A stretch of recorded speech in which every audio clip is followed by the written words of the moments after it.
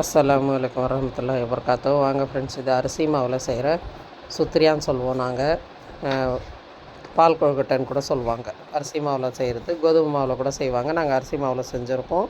பாருங்கள், இது திரட்டி வச்சுக்கிட்டு சுடு தண்ணி போட்டு மாவு பிசைஞ்சு இந்த மாதிரி திரட்டி நமக்கு எந்த விதமாக தேவையோ அந்த விதத்தில் திரட்டி வச்சுக்கிட்டு நாட்டு சக்கரை போட்டு செய்யணும்.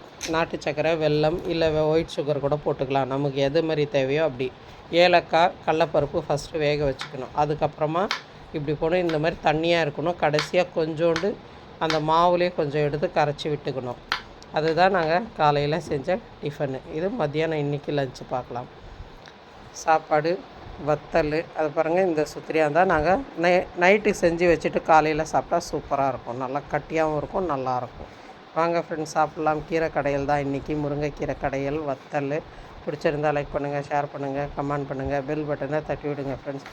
எல்லோரும் நலமாக இருக்க வேண்டும் என்று அல்லாஹ்விடம் துஆ செய்கிறேன். எல்லா புகழும் அல்லாஹ் ஒருவனுக்கே. சாந்தியும் சலவாத்தும் நபி ஸல்லல்லாஹு அலைஹி வஸல்லம் மீது உண்டாகட்டும். இது மாதிரி நீங்களும் செஞ்சு சாப்பிட்டு பாருங்கள். பிடிச்சிருந்தா லைக் பண்ணுங்கள். அஸ்ஸலாமு அலைக்கும் வரஹ்மத்துல்லாஹி வபரகாத்துஹு. ஜஸாக்கல்லாஹ்.